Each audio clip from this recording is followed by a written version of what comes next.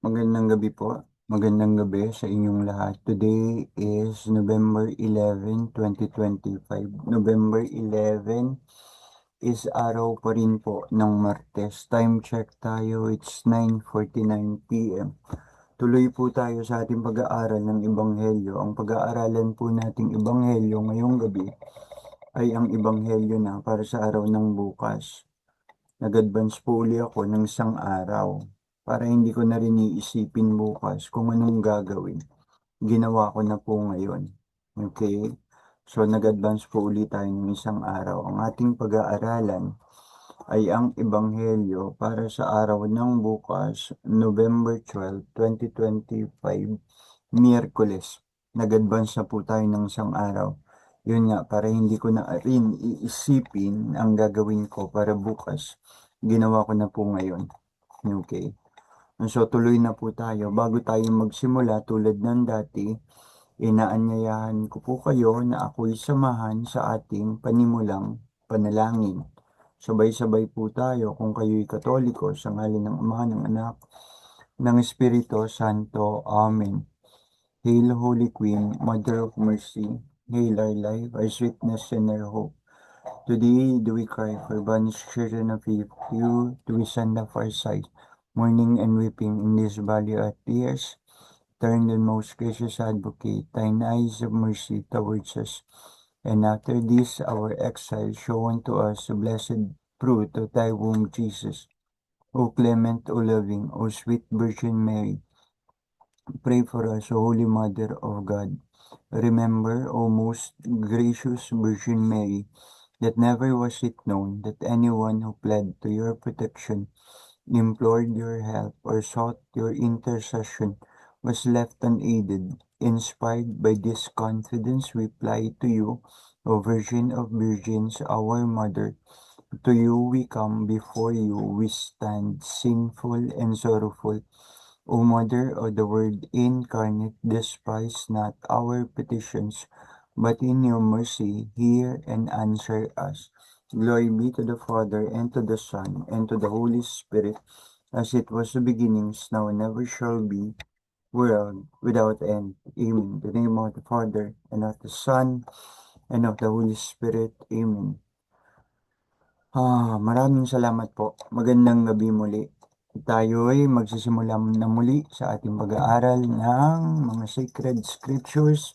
Ng sacred scriptures. At nasabi ko na po na ang pag-aaralan natin ngayong gabi ay ang Ebanghelyo ayon sa kalendaryong liturhiya ng ating simbahang Katoliko. Katoliko po ako.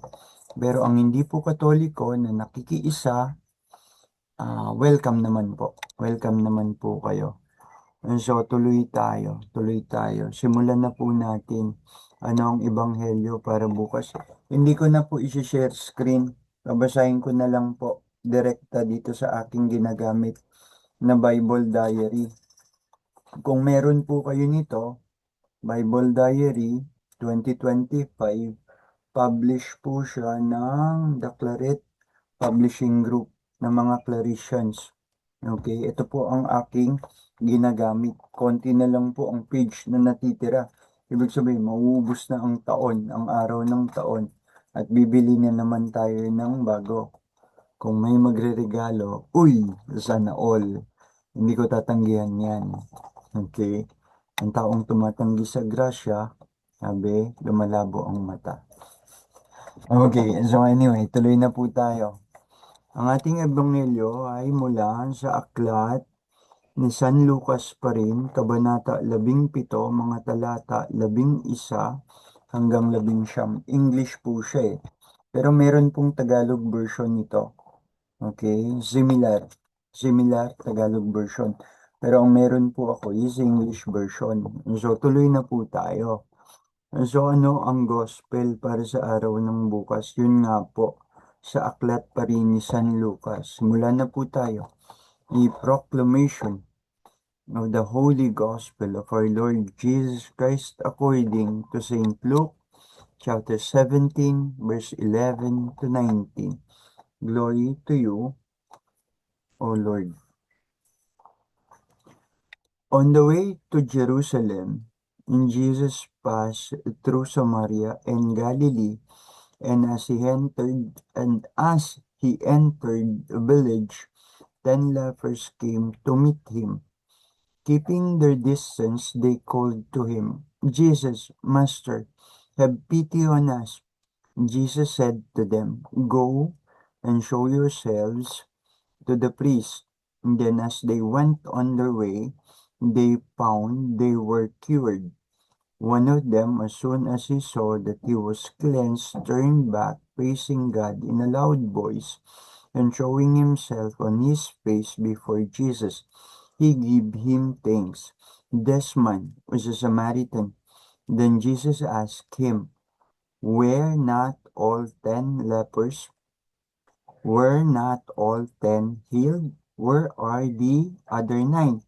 Did none of them decide to return and give praise to God? But this foreigner, and Jesus said to him, Stand up and go your way. Your faith has saved you. The gospel ng power and salvation.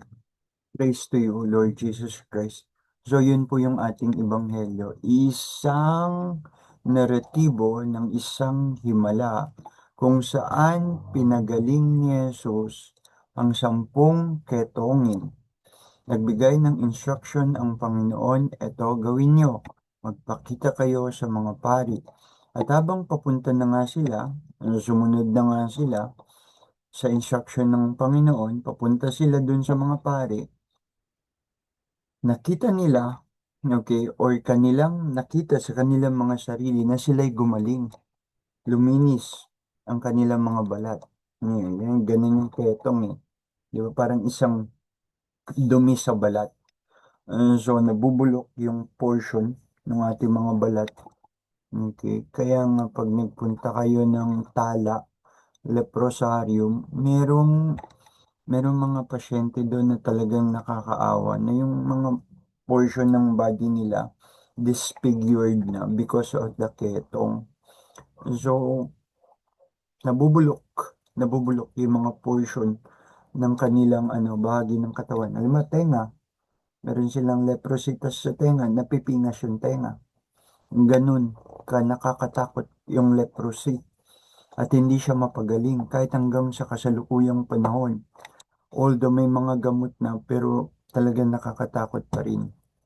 So yun yung ating ebanghelyo. Isang himala, pinagaling ni Jesus ang 10 ketongin at nagbigay ng instruction ng Panginoon, magpakita kayo sa mga pari. At nung papunta na nga sila, sumunod sila, sinabi ng Panginoon, on the way, nakita nila sa kanilang mga sarili na sila'y gumaling sa ketong. Yun ang nangyari. Kung minsan talaga ang himala, ang himala, nangyayari din talaga kung minsan, madalas o palagi kapag inuna natin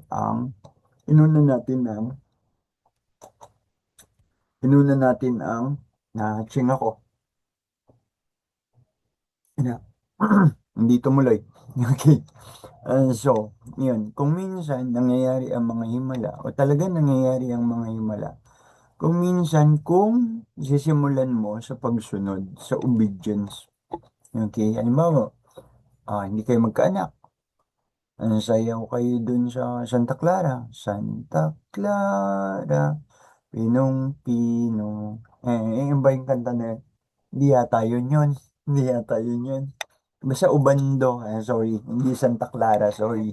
Yung Santa Clara pala yung kanta. Sorry, sorry, sorry, sorry. Santa Clara, Pinong-Pino, it's a local folk song. Pero yung sasayaw para magkaanak sa Ubando, no? Sa Ubando yun, sa Ubando. So, yun po yung ating ebanghelyo. Naalala ko yung tatay ko. My father who passed away 25 years ago. Namatay siya October 19, 2000. Yung tatay ko, sinabi ko na siya'y Taal, purong Tagalog. Okay? Pinanganak siya sa Marikina. Nung magkaasawa siya, nanay ko, tumira sila dito sa may gitnang bayan. May bahay dyan malapit sa simbahan ng Aranzazu. Doon ako pinanganak. Tapos, 5 years old, naaalala ko, I was 5 years old. Okay, lumipat kami ng tirahan. Pumunta kami dito, San Mateo pa rin, sa Barangay Gulod Malaya. Yung Barangay Zone 16, dati Barangay Zone 16 siya, tapos nagkaroon ng EDSA Revolution, pinalitan ng mga Maka-Aquino yung pangalan ng lugar. Okay. Pero ang unang plano doon, tawagin siyang Barangay Maharlika, hindi Barangay Gulod Malaya. Yun yung unang plano ng tatay ko. Kasi yung tatay ko, nagsilbi siya for 25 years as barangay chairman of the place. Ang ganun, naglingkod ang tatay ko.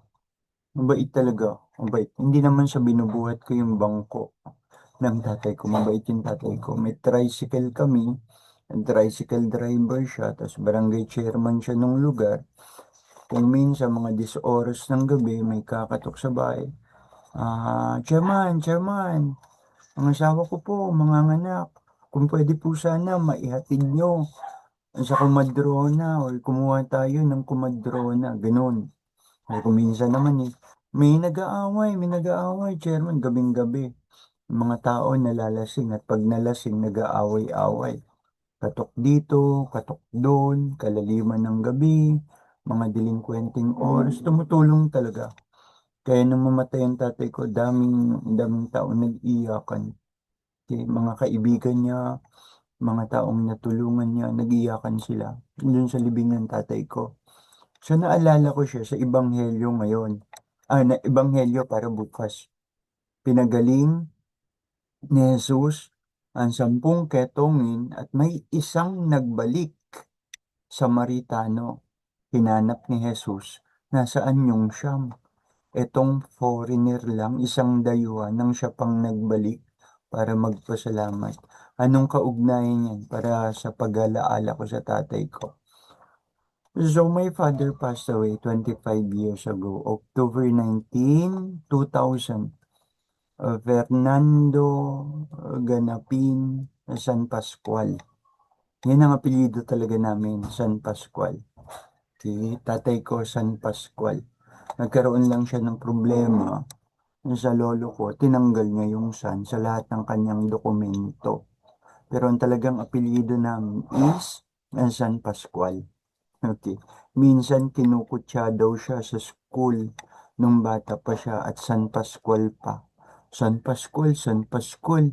Ang apelyido mo, San Pascual. Salbahe ka naman. Ginaganon daw yung tatay ko noon. Kwento din yan ng tatay ko. Okay. Kapag may lumalapit sa akin, Sir, pareho tayo ng apelyido. Magkaanak siguro tayo. Ay, hindi po. Hindi po tayo magkamag-anak. Kasi ang talagang apelyido ng tatay ko, San Pascual. Okay. Tinutokso daw yung tatay ko ng mga teacher niya. Ikaw San Pascual, apelyido mo. Salbahe ka naman. Ewan ko kung totoo yun. Kwento ng tatay ko sa akin eh. And so, ganon. And so, I remember my passed away father 25 years ago. Meron siyang isang filosofiya. Okay? Sinabi ko na, mapiloso po ang tatay ko. Malalim yun kung magsalita. So, naalala ko siya, meron siyang isang philosophy. He had this philosophy, striktong philosophy, sabi niya, which he told us and imposed to us, all of his children. Kami magkakapatid ito, sabi niya, kahit ako, okay, mga anak, kahit ako, kahit kami ng nanay niyo ang may kasalanan, at kayo ang tama, kami ang mali, huwag ninyong ipamumukha sa amin na kayo ang mabuti at magaling kaysa amin. Walang kabutihan, walang kagalingan na ipamukha ninyo sa inyong mga magulang ang anumang meron kayo ngayon o naabot nyo man ito ngayon. Naabot nyo ito man ay anumang kagalingan, anumang kasanayan, anumang katalinuhan, anumang accomplishment, at iba pang magiging mas magaling kayo sa amin. Dahil ang katotohanan, sabi ng tatay ko, tanggapin niyo man o hindi, kami ang inyong mga magulang. At hindi talaga kayo mabubuhay, hindi talaga kayo magiging kayo ngayon kung wala ang aming mga pagsisikap, kung wala ang aming mga pagpapagod, kung wala ang aming mga sakripisyo na ginawa namin ang lahat para sa inyo. Diba? Ang lalim yun. Malalim yun. Kahit kami ng nanay nyo ang may kasalanan at kayo ang tama, kami ang mali, huwag na huwag ninyong ipamumukha sa amin na kayo ang mabuti at magaling kaysa amin. Walang kabutihan at kagalingan na ipamukha ninyo sa inyong mga magulang ang anumang meron kayo o naabot ninyo, ito man ay anumang kagalingan, kasanayan, katalinuhan, accomplishment, at iba pang magiging mas magaling kayo sa amin. Dahil ang katotohanan, tanggapin nyo man o hindi, kami ang inyong mga magulang at hindi talaga kayo mabubuhay. Magiging kayo ngayon kung wala ang aming mga pagpapagod, ang aming mga pagsisikap, ang aming mga sakripisyo na ginawa namin lahat para sa inyo. Malalim talaga yun at hindi ko makalimutan. Kaya hindi mo masasagot, hindi namin masasagot. Basta-basta mga magulang namin. Ganun kami pinalaki. Kahit nakita namin siyang mali, hindi yung pwede pamukha sa kanya na mali siya. Okay? Hindi yung pwede pamukha sa kanya na mali siya. At ikaw ang tama at ikaw ang magaling kaya sa kanya. Para sa kanya, kabastusan pa rin yun. And that was a strict instruction from my father. Sa magkakapatid, yun ang kanyang istriktong utos. Ang istrikto niyang gabay. Ang istrikto niyang instruction. Istrikto. Hindi, parang parang utos ng hari na hindi pwedeng baliin, na hindi mababali. Kaya kahit mali siya, hindi mo basta-basta mapagsasabihan siya na siya'y mali at ikaw ang tama. Ganun siya. Ang respeto, ang pag-ibig sa magulang, ang isa sa pinakamataas na batas o isang haligi ng relasyon ng tao sa tao. Sa kanya din galing yun.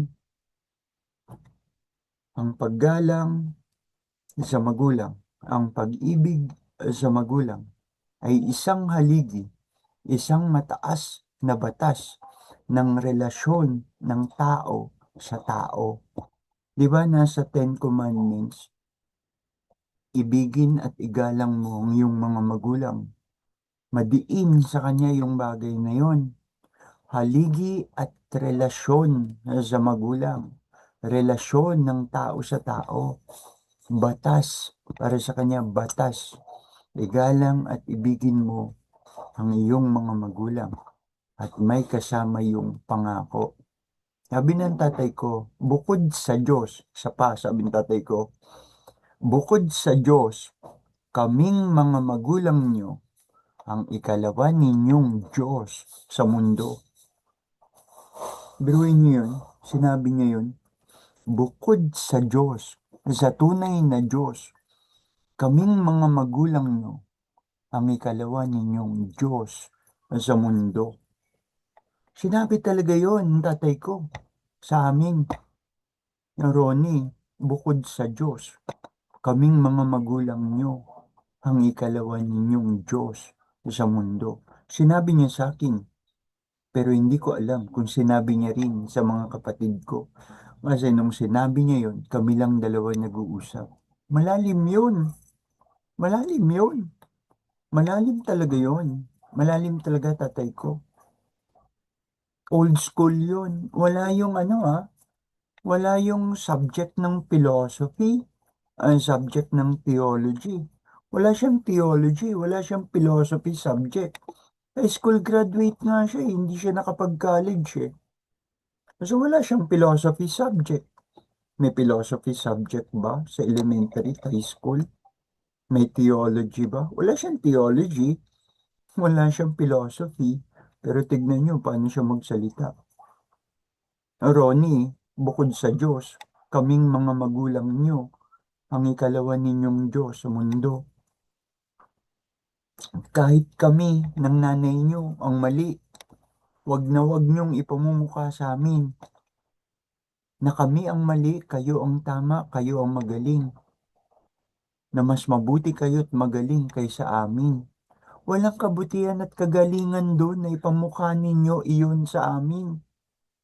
Lahat ng naabot nyo, lahat ng anumang meron kayo o magiging meron kayo, anumang accomplishment, anumang kagalingan, anumang kasanayan, anumang katalinuhan, na magiging mas magaling kayo sa amin, wag nyong ipamumukha sa amin na dahil meron kayo niyan at kami wala, kayo'y mas magaling sa amin. Ang katotohanan, tanggapin nyo man o hindi, kami ang inyong mga magulang at hindi talaga kayo mabubuhay, magiging kayo ngayon kung wala ang aming mga pagsisikap, pagpapagod, at sakripisyo na ginawa namin lahat para sa inyo. Yun ang tatay ko. Yun ang tatay ko. Gratitude to parents in its appropriate sense was and is indicated in our Christian belief. Sa ating paniniwalang Kristiyano, ang paggalang at respeto at pag-ibig sa magulang ay kasama. Kasama. Nasa batas nga siya, di ba? Sa Ten Commandments, ibigin at igalang mo ang iyong mga magulang. So yan din ang sinasabi ng ating mga spiritual fathers, hindi mga biological fathers. Ang sabi nila, observe the commands of your parents. Do not reject the precepts of your parents. The precepts of your parents. Observe the commands of your parents. Do not reject the precepts of your parents. Bind them around your neck and keep them close to your heart. Always keep them close to your heart. Always observe the command of your parents. Do not reject their precepts. Bind them around your neck and keep them close to your heart. Always. Yan ang sinasabi ng mga spiritual fathers natin.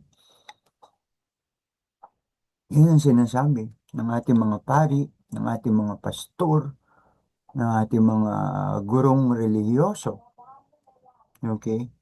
And so our gospel for tomorrow reminds us, okay? It reminds us and challenges us to be thankful and grateful. Nagtanong nga si Jesus iisa lang ang nagbalik at isa pang dayuhan, a foreigner. Okay? A foreigner, isa pang dayuhan ang nagbalik. Nasaan yung siyam?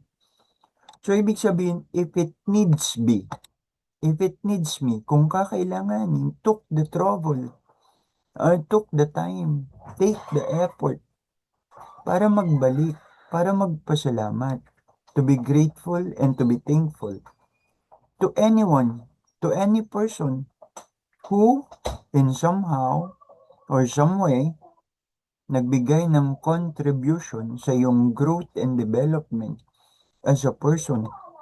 Magbalik ka, magpasalamat ka, do anything, do any effort. Kaya nga yung mga taong significant people sa akin, hindi ko tinitigilan.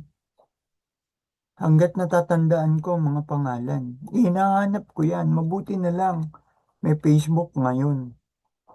Hinahanap ko yung mga taong nagbigay ng malaking contribution, naging significant people sa buhay ko.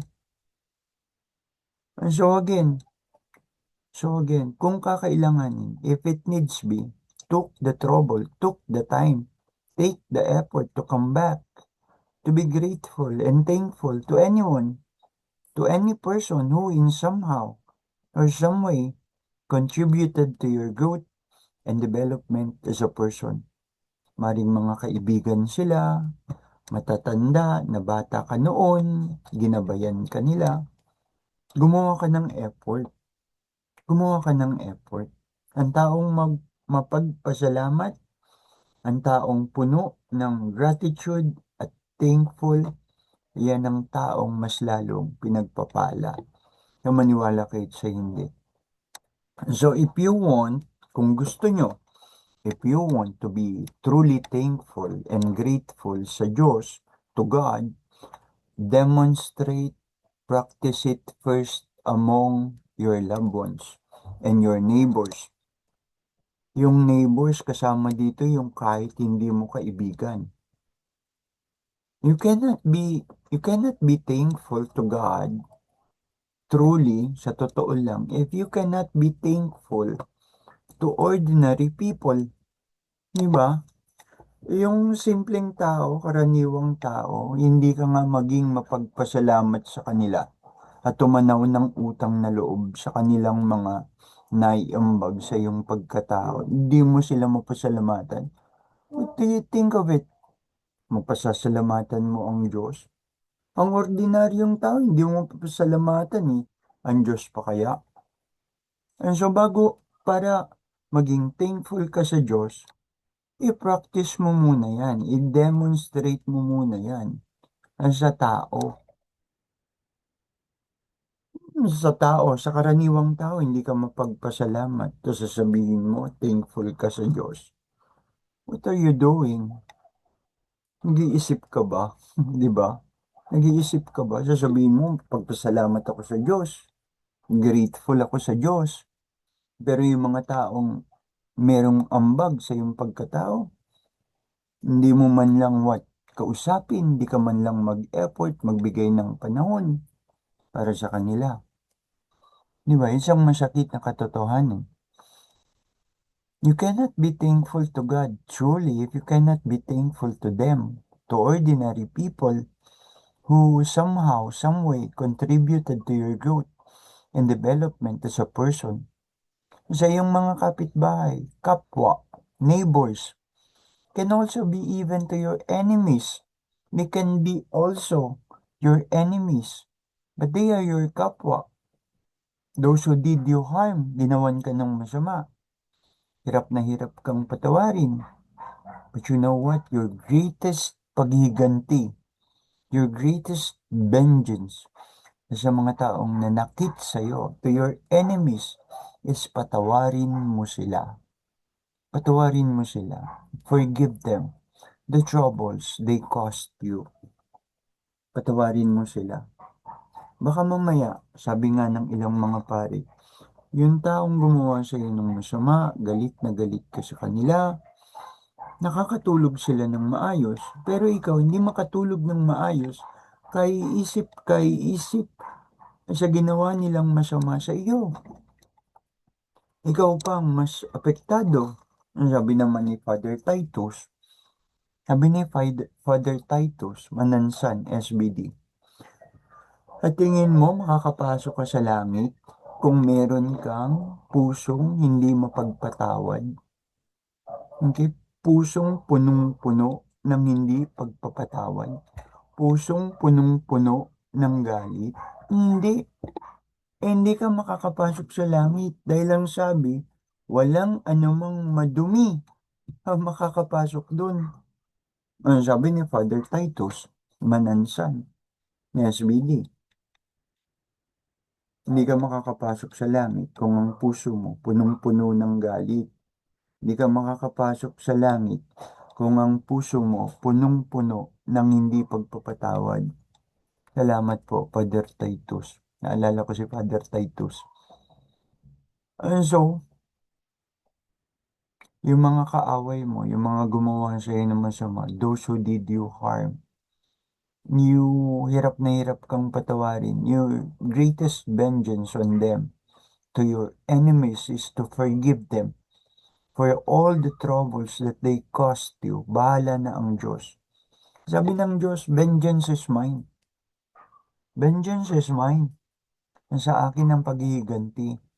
And since hindi ka naman Diyos, hindi ka naman ang Panginoon, vengeance is not yours. Vengeance is not yours. Ang sabi ng Panginoon, vengeance is mine. And because hindi ka naman Diyos, hindi ka naman Panginoon, vengeance is not yours. Vengeance is mine, sabi ng Panginoon. Okay?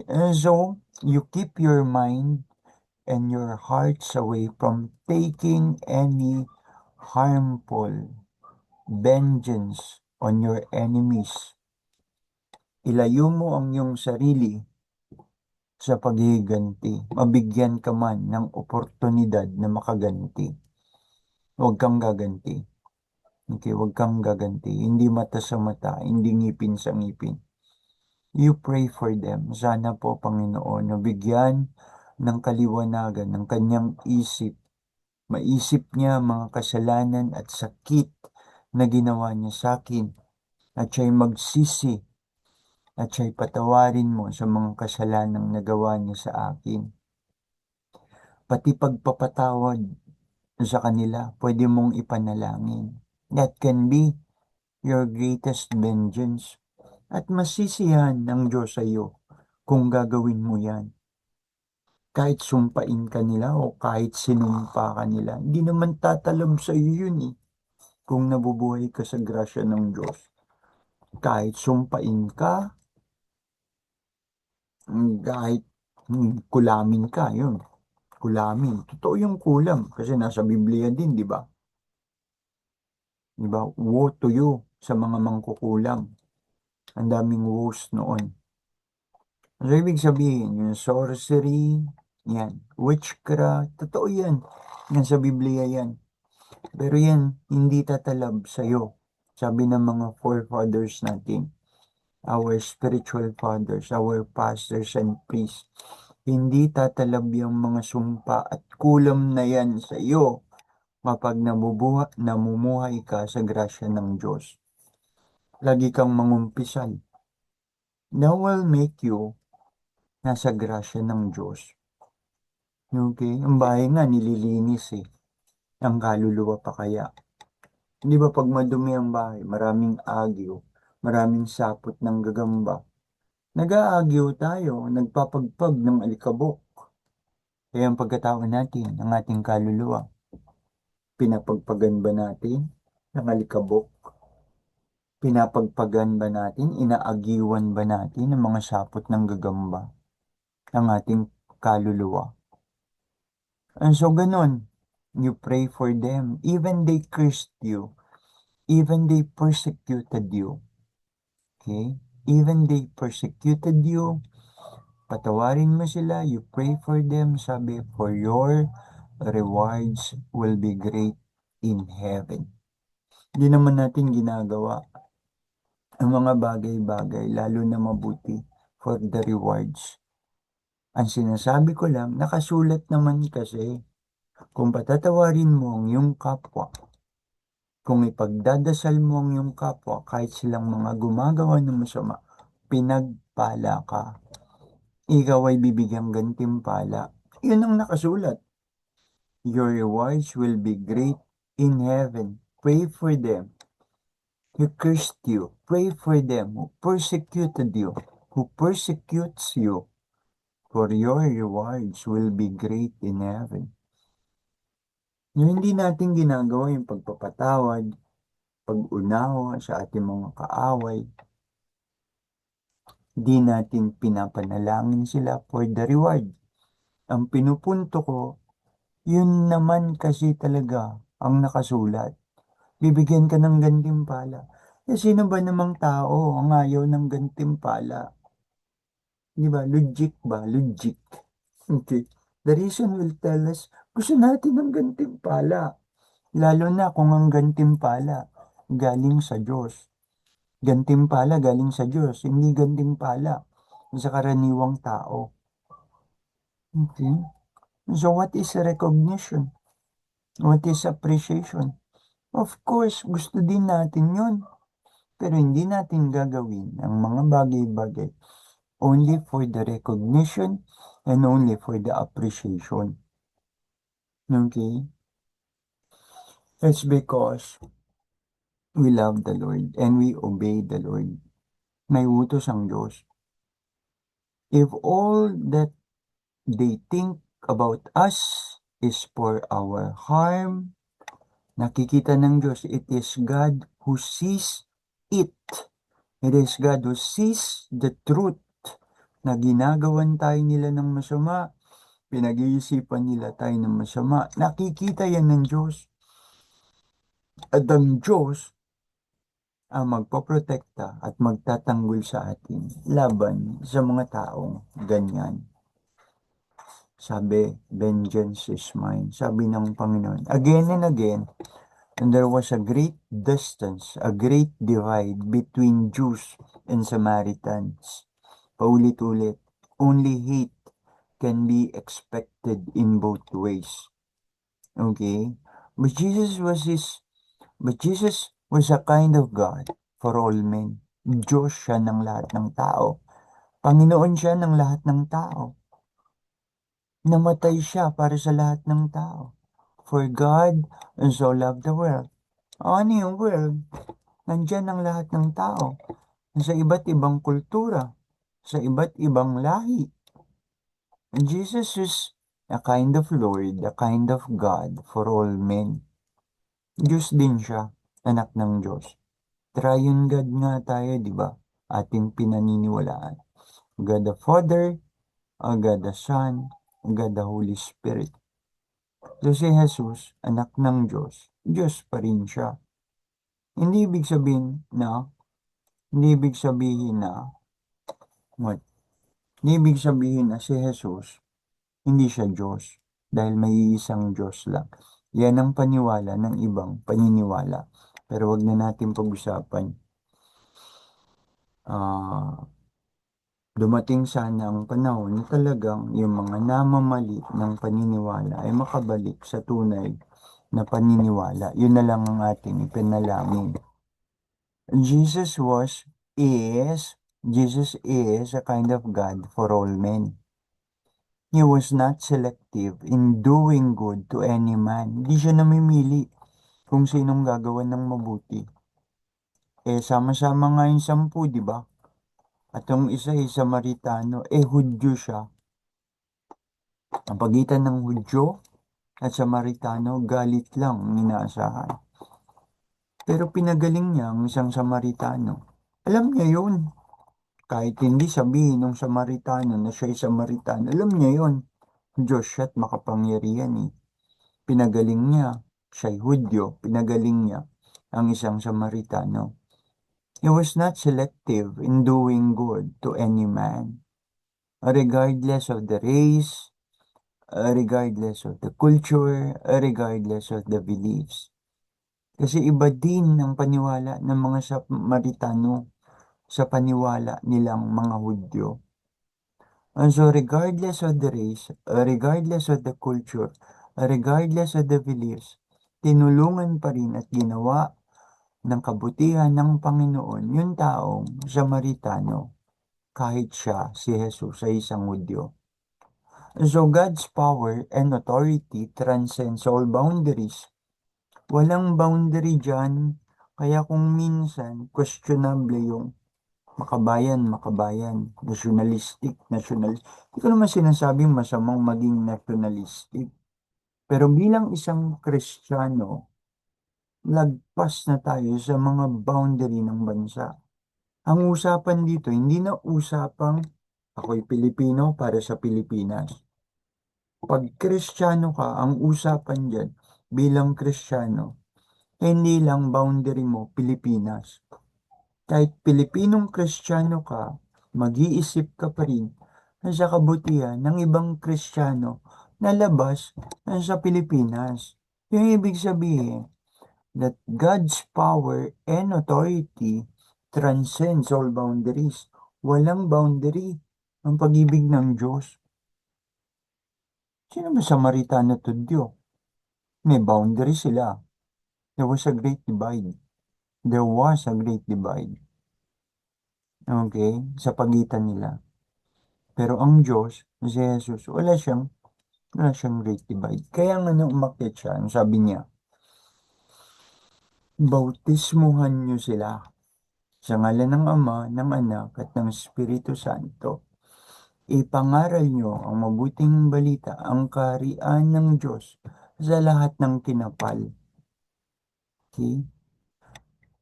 Sa ano eh? In all the ends of the earth, sa lahat ng panig ng mundo. Ipangaral niyo ang mabuting balita, ang kaharian ng langit, ang kaharian ng Diyos sa lahat ng panig ng mundo. Bautismuhan niyo sila sa pangalan ng Ama, ng Anak, ng Espiritu Santo. So, hindi na confined ang Kristyanismo sa bansang Israel. Hindi ko nga sinasabing masamang maging makabayan, ha? Yung prodeo et patria, for God and country. Bilang isang Kristiyano, kahit ako'y Pilipino, kailangan ikaw din, kung ikaw Pilipino at ikaw ay Kristiyano, ang iniisip mo, hindi lang Kristyanismo ng bayang Pilipinas.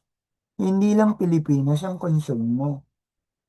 Ang nationality mo na is being Christian, not just being a Filipino. Because the God that we served and love is the God of all humankind. That is the God that we have in Jesus. And sometimes it took us to have a miracle in our lives before recognizing God. Tsaka lang natin ma-realize at kikilalanin ng Diyos kapag nagkaroon na ng himala sa buhay natin. The miracle I am talking about is something so unexplainable. Hindi maipaliwanag. No reason can explain it. Even with the most reasonable people, the best of the best, the most educated, the most intelligent with high IQs, it's not natural to simply say, ganun ang miracle na sinasabi ko. Everything beyond any reason. Hindi na maipaliwanag ng katwiran. Ang isang ketungin, ang mga ketungin, gagaling, lilinis ang balat. Okay? Sinaaman, di ba? Anong sinabi sa kanyang balat nung siya'y pinagaling? Parang nagbalik na kutis tulad ng isang sanggol. Nakita niyo ba? Ang kutis ng sanggol, yun ang nangyari kay Naaman. Yung Syrian army commander. Ang leprosy, there is a scourge with leprosy. Malaking pahirap. And it was both stigmatizing and fatal during the time of Christ.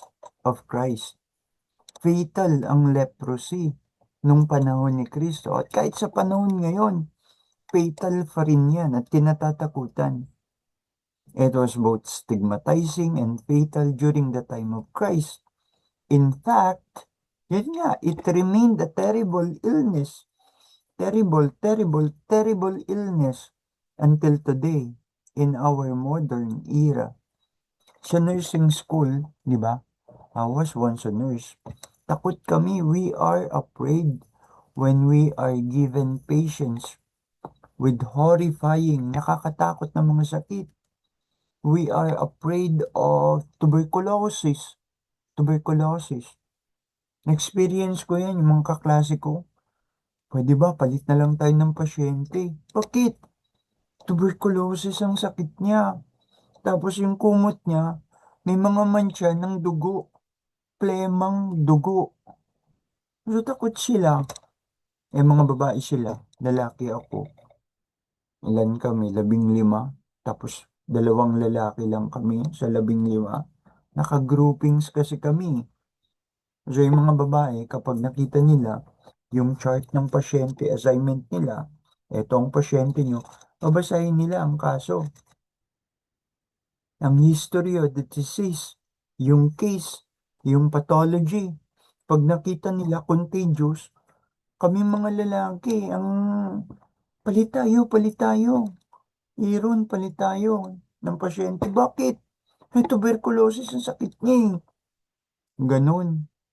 Okay. Takot. Eh kami, lalaki kami, eh takot din naman kami.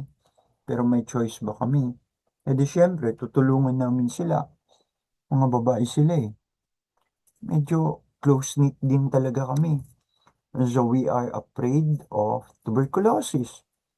Hindi makalimutan yung mga duguang kumot, the unforgettable, the unforgettable bloody linens due to bloody phlegms ng tuberculosis. Yung mga plemang may dugo na nagmamantsa sa kumot. Bago dumating ang COVID-19, we are afraid of tigdas, measles, pertussis, the whooping cough, the chicken pox, varicella. These are nakakatakot because they are highly nakakahawa, contagious. And so pupunta tayo pabalik kay Naaman in the second book of Kings in the Old Testament. We read of a leper named Naaman, a Syrian commander, army commander. He encountered the prophet of God, Elisha, and Naaman was cured. This cure drew Naaman to faith in the true God. Yun nga, kung minsan kailangan pa ng isang himala para magkaroon tayo ng recognition of the true God. Ganito nangyari na kay Naaman. Ang sabi ni Naaman, he proclaimed, behold, sabi ni Naaman, behold, I know that there is no God in all the earth but in Israel. Second Kings chapter 5 verse 14 to 17. And this story is narrated in our other readings. Dun nga sa Second Kings chapter 5 verse 14 to 17. The physical cure brought an even greater gift to Naaman. Hindi lang siya gumaling sa kanyang sakit na ketong. Mas biniyayaan pa siya ng higit pa. Ano yung biyayang higit pa? Bukod dun sa biyayang napagaling siya sa ketong, yung biyaya na nakilala niya ang Diyos, ang tunay na Diyos ng Israel. Ang tunay na Diyos natin, si Yahweh. So the physical cure again brought an even greater gift to to Naaman, the revelation of the meaning of his existence. Merong purpose. Bakit siya nagkasakit ng ketong? May dahilan, may meaning, may dahilan, may purpose, may meaning kung bakit niya na-meet si Prophet Elisha. Okay? And so, there are many people, maraming tao, nagiging hopeless, walang pag-asa, and in distress because wala silang meaning and purpose sa buhay. Ang mga taong walang layunin, walang meaning, walang purpose ang buhay, madaling masiraan ng loob, madaling mawalan ng pag-asa, madaling ma-stress, depress, anxiety. Nagsasama-sama dahil walang meaning and purpose sa buhay. Ano ba yung buhay na yan? Puro hirap na lang. Sabi ko sa mga estudyante ko, di ba? Sinabi ko rin yan sa kanila. Sa panahon ngayon, ang daming kabataan based on statistics na nagpapakamatay. Yung iba nga, college student na, nagpapakamatay. Mga young adult, hindi lang simply mga dalagita o binatilyo. Young adult na, nasa stage na malapit na sa adulthood, pero nagpapakamatay pa rin. Bakit? Hindi lang yan problema na baka may sakit sa pag-iisip. May something missing. May something missing. And what is missing? The life's meaning and purpose Si Naaman, nakita niya the meaning of his existence, the purpose kung bakit na-meet si Elisha. Ang purpose and meaning bakit siya gumaling. Yun ay para makilala niya ang tunay na Diyos. And so si Naaman, hindi lang siya gumaling sa kanyang sakit na ketong. Ang sakit niya, sinabi, pinapanumbalik ang balat niya, ang tulad sa balat ng isang sanggol. And so nagkaroon ng relasyon si Naaman sa Diyos. Kinilala ni Naaman ang Diyos na siyang tunay na Diyos, si Yahweh, at siya'y naging kaibigan ng Diyos. Naging kaibigan ng Diyos. Hindi lang Diyos, Diyos sa isang taong dapat sambahin, dapat paglingkuran ng Diyos. Ginagawan lang ng kabutihan, ang isa pang kabutihan, dahil kung minsan, because of the relationship of friendship, anong turo sa ating mga Katoliko? Si Jesus, una, na ating kapatid. Si Jesus na ating kapatid. Hindi, yung unang-una. Si Jesus na ating kaibigan. Jesus my friend. Tapos, and Jesus my friend, and then, mag-a-advance, and Jesus my Lord, nag-a-advance by stages. Jesus my friend, Jesus my brother, Jesus my Lord, Jesus my Savior, Jesus my King. Ganun ang pagtuturo sa atin, di ba, sa katisismo. Hindi lang yung hindi lang siya ang ating Panginoon na tagapagligtas. Kaibigan din natin siya. Kapatid din natin si Jesus. Adopted sons and daughters tayo ng Diyos. So, Jesus my friend, Jesus my brother, Jesus my Savior, Jesus my King, Jesus my God. Nag-a-advance ang estado ng ating relationship sa Kanya. Hindi ang relationship natin simple sa Kanya is between Panginoon natin siya at creature tayo. Hindi yon, hindi lang yun ganun. Okay, sa ating mga Katoliko, lalo na kung mag-aaral ka sa Catholic school, ganun. May stages ang pagkakakilala kay Jesus, sa pagiging kaibigan, sa pagiging kapatid, sa pagiging Panginoon, sa pagiging Diyos, etc. Nakalimutan ka na lang yung iba. And so, nag-a-advance ang relationship. Kaya yung nasabihin sa atin, mga Katoliko, wala relasyon sa Diyos. Teka muna, teka muna, teka po muna. Pumunta po ba kayo sa isang Catholic school at nag-aaral po ba kayo sa isang Catholic school na meron kayong katisismo ng paniniwalang Katoliko? Kasi kung wala, alam niyo po, sasabihin ko na, ganun ang katisismo sa mga Catholic school. Ganun ang katisismo. Nag-a-advance ang relasyon sa Diyos. Umuugma sa pangunawa ng isang bata. Madaling unawain ng isang bata na una si Jesus, and Jesus is your friend, not only your God, not only your Lord. Jesus is also your friend. Pagkatapos ng Jesus is your friend, Jesus is your brother. Why? Jesus is your friend. Why? Jesus is your brother. Why? Jesus is your Lord. Why? Jesus is your Savior. Why? Ganun umiikot ang relationship natin sa Diyos.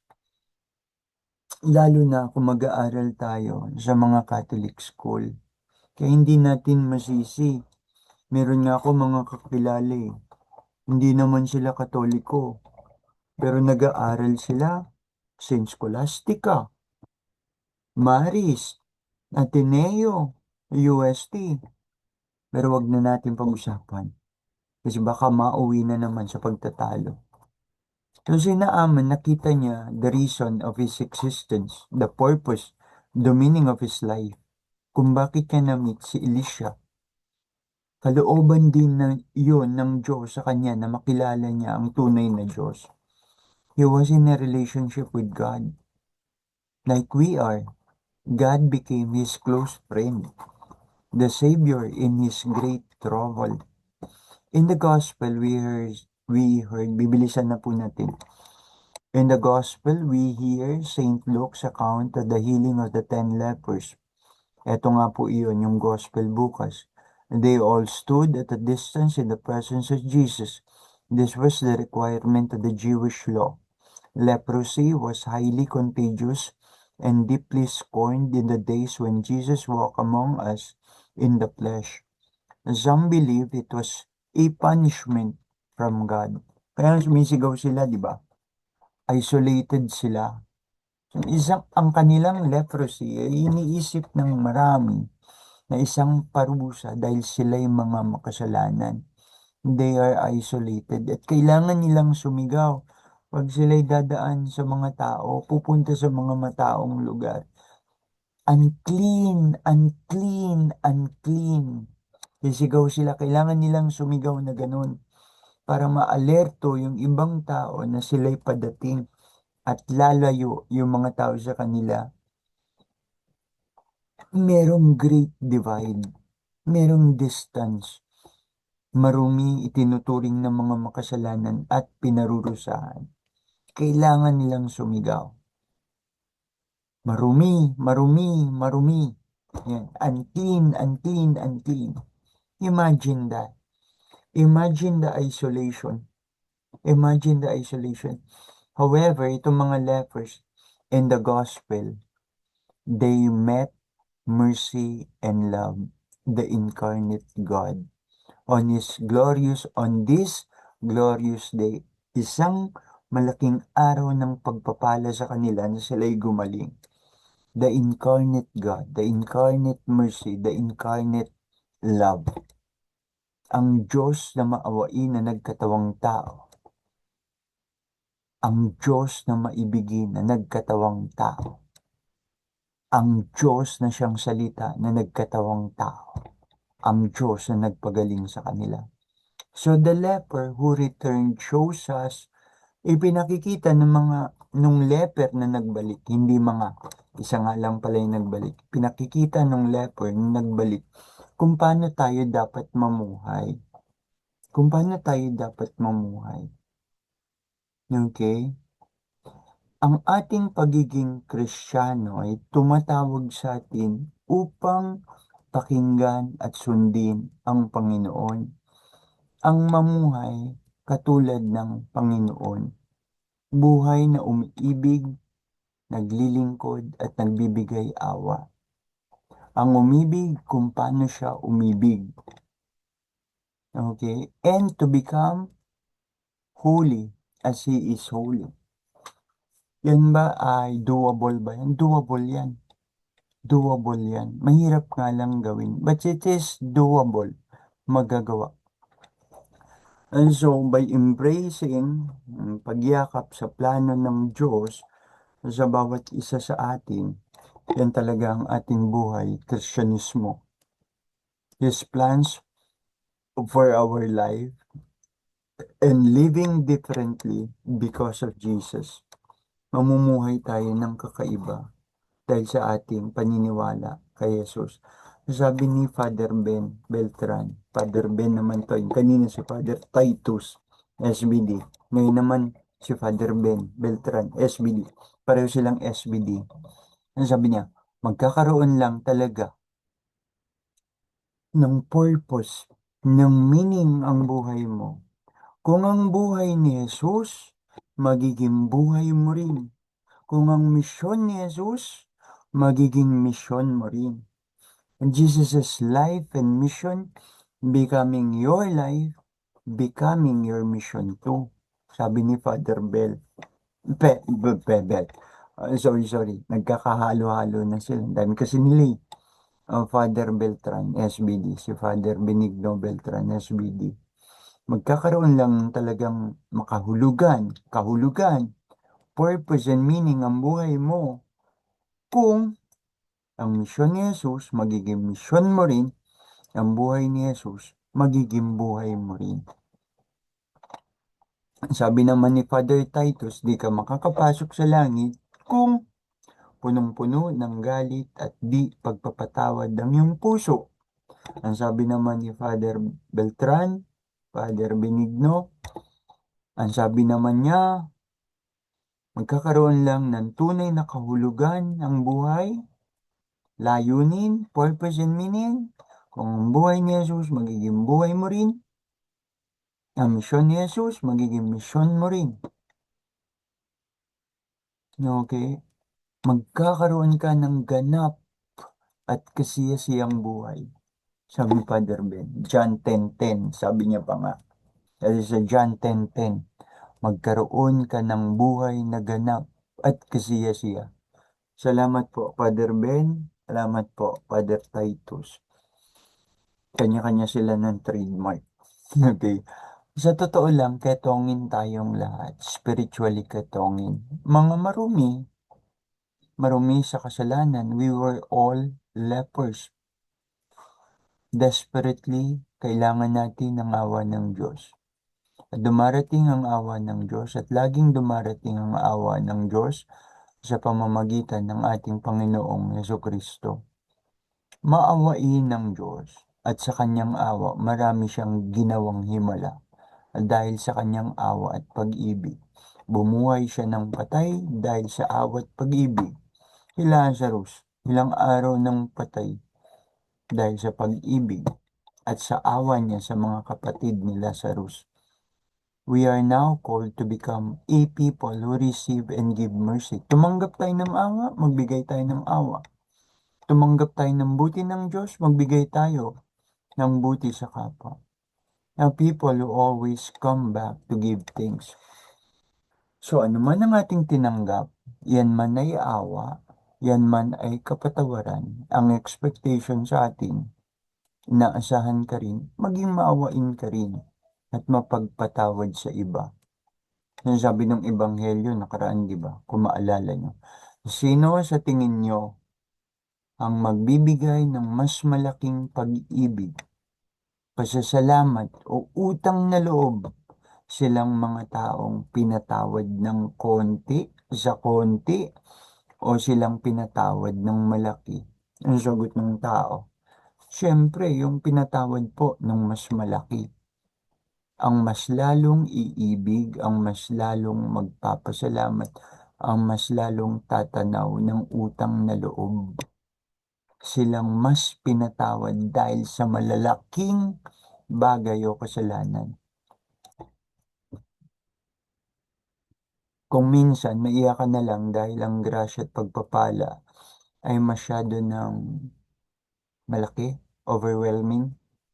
Tama yun, that's the word, overwhelming.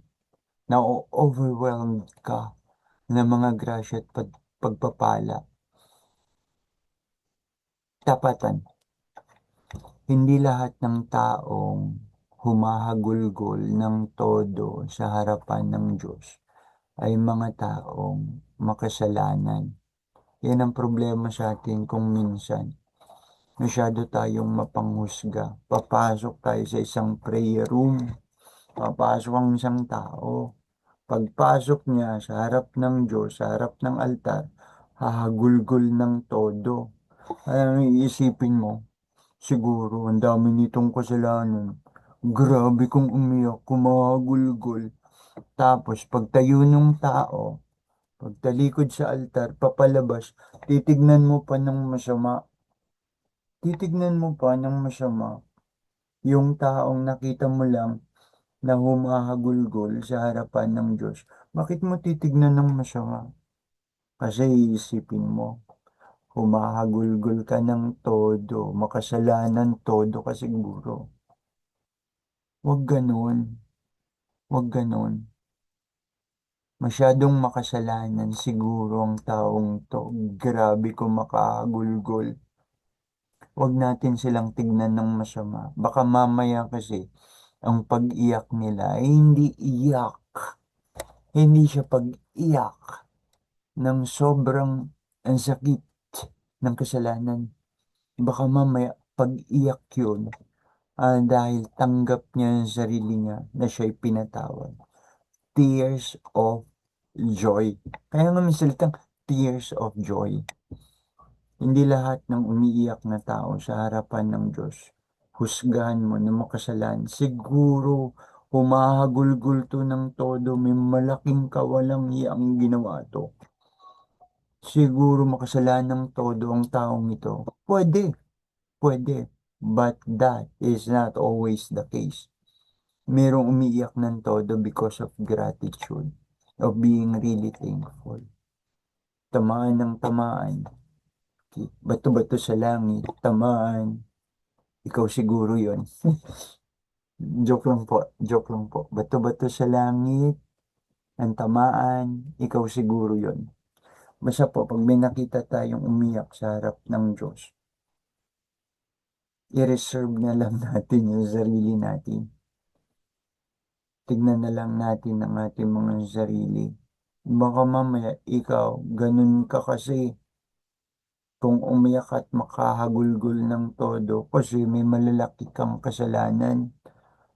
Pero it doesn't mean na ikaw ganun din sa iba. Nangyari yan eh. Nangyari yan at nangyayari yan. Nasa prayer room, papasok ka, may susunod, papasok din, luluhod sa harap ng altar, maya-maya nakikita mo, parang sumisinghot ng uhog, kaya nag, talagang maririnig mo ng humihik, gumaganon. Tapos titignan, siguro makasalanan tong nagiging mapanghusga tayo sa ating kapwa. Baka mamaya, tears of joy yon. It's a tears of gratitude. It's a tears of being really thankful because of the so much gift na baka na-receive niya o mga blessings na na-receive niya. At yun nga yung salita na overwhelm. It's overwhelming. Kaya humahagulgol ng todo. Baka mamaya talaga. Tears of joy, tears of being thankful and grateful because of the many blessings and graces received. And so next time, pag may ganun, neutral ka. Huwag mong husgahan kung ano man ang nangyayari sa kanya. Isipin mo meron siyang pinagdadaanan. Yun na lang po. Masyado na tayong umaba. So maging mapagpasalamat, tumanaw ng utang na loob ang ating mga magulang. Kahit tayo ang tama at sila ang mali, huwag natin silang hiyain. Huwag natin silang walang hiyain na ipamukha natin sa kanila na tayo ang tama at sila ang mali. Marami silang isinakripisyo sa atin at hindi natin maaabot ang maraming sa atin kung hindi rin dahil sa kanilang mga sakripisyo at pagpapagod sa kanilang mga pagpupunyagi na mga ginawa nila para sa atin. Pasalamatan natin ang ating mga magulang at sila'y ating mahalin dahil nasa utos, igalang at ibigin mo ang iyong mga magulang. Sabi ng tatay ko, kaming mga magulang nyo, ang ikalawa niyong Diyos dito sa lupa. Malalim yun. Hanggang ngayon, iniisip ko pa rin kung ano ang ibig niyang sabihin. And so magandang gabi po sa inyong lahat. Tumagal tayo ng matagal. Pero, yan na po. And so, sana'y nakapag-iwan muli ako sa inyo ng mga bagay na maaari nyo pang palalimin pag nilayang mabuti. Pwede nyo pa siyang i-expand, pwede nyo pa siyang i-explore. Kung may anumang mali po ako, pwede nyo naman po akong i-message. Ang pagdidesisyon po kung ako'y paniniwalaan nyo, kung tama o mali, nasa inyo po yan. Wala po tayong pilitan dito. Ipanalangin niyo po ako at laging samahan ating alamin ng mga salita ng Diyos, mga salitang buhay at nagbibigay buhay. Magandang gabi po at maraming salamat. Closing prayer na po tayo. Wait lang po. Closing prayer po tayo. Magdasal po tayo bago tayo mag-iwalay. Wait lang po. Pray. Wait lang po. Okay, closing. In the name of the Father, the Son, and of the Holy Spirit. Amen. Father of goodness, we thank you for this encounter in which we have shared our dreams and doubts, our aspirations, our projects, our difficulties. Thank you for the shared word that is alive and active.